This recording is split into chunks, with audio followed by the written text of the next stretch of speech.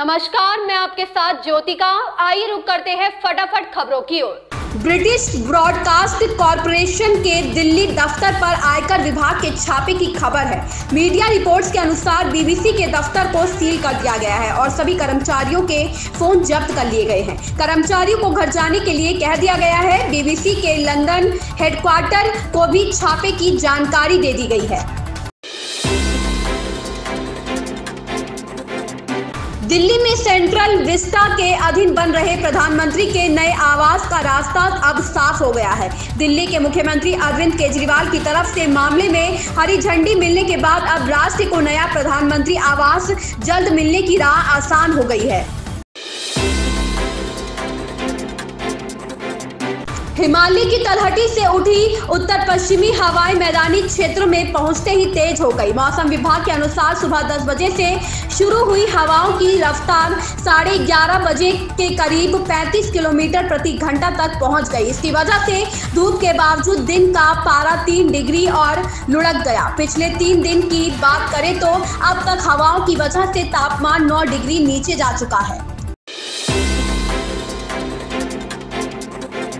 रामचरितमानस पर विवादित बयान देकर लगातार चर्चा में बने रहने वाले सपा एमएलसी स्वामी प्रसाद मौर्य का भाजपा कार्यकर्ता लगातार विरोध कर रहे हैं। स्वामी खुद भी लगातार बयानबाजी कर रहे हैं। उन्होंने भाजपा द्वारा लखनऊ को भगवान श्री राम के छोटे भाई लक्ष्मण से जोड़ने को लेकर बयान दिया है। उन्होंने कहा कि लखनऊ राजा लाखन पासी की धरती रही है, उनकी राजधानी रही है। लखनऊ का नाम लाखन पासी की पत्नी लखनावती के नाम पर रखा गया था। लक्ष्मण का लखनऊ में कोई योगदान नहीं है।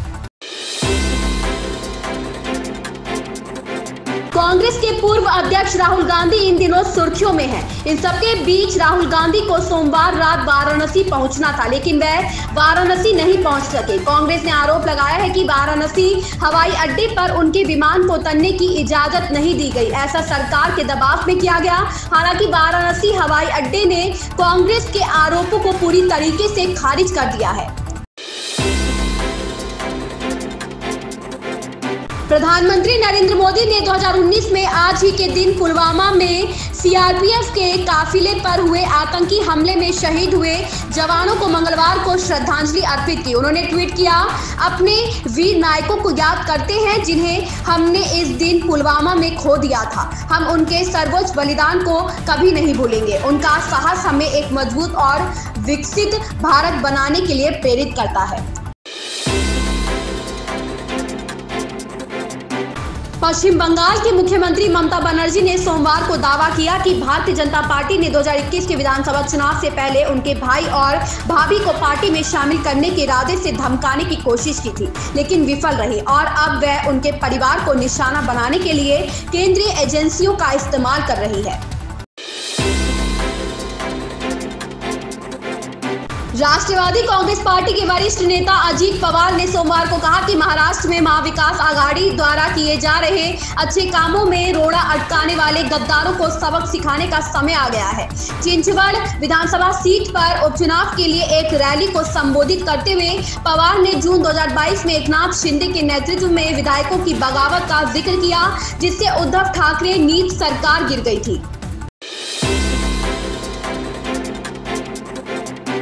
आयुष्मान खुराना की ड्रीम गर्ल 2 का टीजर आ गया है। अपनी आवाज के जादू से लोगों के दिलों पर राज करने वाली पूजा अब एक बार फिर दर्शकों को अपना दीवाना बनाने के लिए पूरी तरह तैयार है। टीजर में आयुष्मान पूजा के गेटअप में नजर आए हैं। 1 मिनट 3 सेकंड के इस टीजर को लोगों के सामने बहुत ही खास अंदाज में पेश किया गया है। टीजर सामने आने के बाद लोगों में फिल्म को लेकर बेसब्री काफी ज्यादा बढ़ गई है। न्यूजीलैंड सरकार ने उत्तरी द्वीप में एक उष्णकटिबंधीय तूफान के बाद मंगलवार को राष्ट्रीय आपातकाल की घोषणा की। न्यूजीलैंड के इतिहास में यह तीसरी बार है जब राष्ट्रीय आपातकाल की घोषणा की गई है। अन्य 2 आपातकाल 2019 में क्राइस्ट चर्च आतंकी हमले और 2020 में कोविड महामारी के दौरान लगाए गए थे।